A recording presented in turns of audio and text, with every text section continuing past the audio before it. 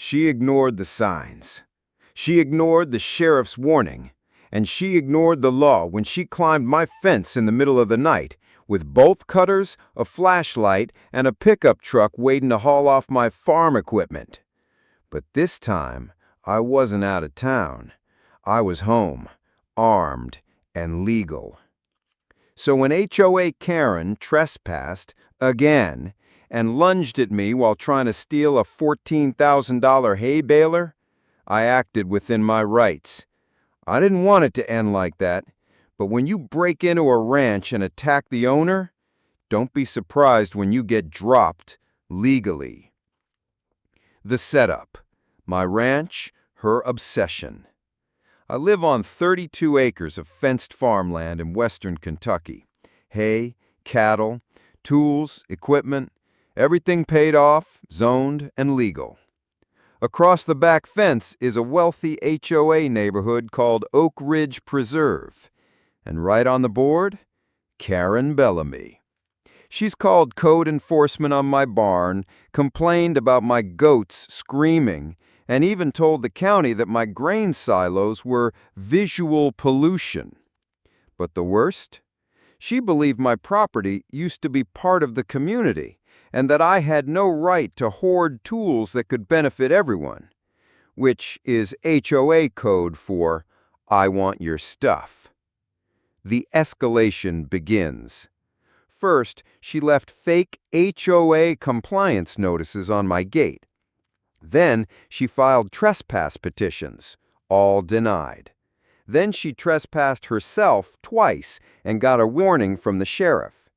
I even caught her one night pacing behind the fence with a flashlight. I filed a restraining order, but she didn't stop. The setup for theft. 1 week later, I noticed tire tracks cut through the grass behind my barn. Then my hay baler, brand new, custom ordered, had fresh scratches. That night, I stayed awake. 12:42 a.m. Motion alert. Camera shows Karen, hoodie, gloves, bolt cutters, and a flatbed pickup idling on the access trail behind the barn. I grabbed my home defense shotgun, loaded with beanbag rounds, first, live rounds behind, put on my vest, and stepped outside. The confrontation. Karen was mid-cut through my chain when I called out, "You're trespassing! Drop it now!" She turned, screamed, "I knew you were hoarding this stuff! This belongs to the community!" and then lunged at me with the bolt cutters raised. I fired once, non-lethal beanbag round to the chest. She dropped like a sack of HOA newsletters, screamed, cursed, tried to crawl back to the fence. I called 911 and began first aid while keeping her restrained until deputies arrived. The sheriff arrives, and Karen loses it. Karen was still screaming when they cuffed her. She tried to say, "He ambushed me! This equipment is HOA property! He's lying!" The deputy looked at the footage, the restraining order, the stolen bolt cutters, and said, "Ma'am, you broke into private property with intent to steal. He used non-lethal force after warning. You're lucky."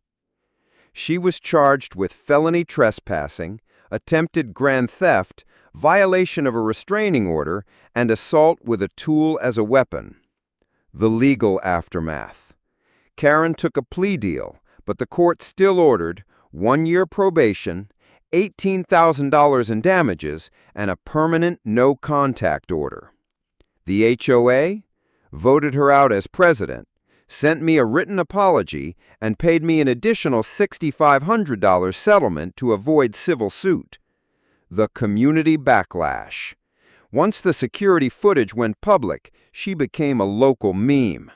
The bolt cutter bandit. Karen versus the baler. Don't tread on my tractor. Even her own neighborhood Facebook group banned her. The new gate sign. This equipment is protected by law and by ranch logic. Underneath, break in again and you'll meet the Beanbag Express. Final thoughts. She thought she could take what wasn't hers. She thought her HOA title meant owner of everything nearby. She thought I'd be too scared to defend my land. But I didn't go looking for trouble. Trouble came looking for me and left in handcuffs. Sometimes the law isn't enough. Sometimes you need legal self-defense and a camera watching it all.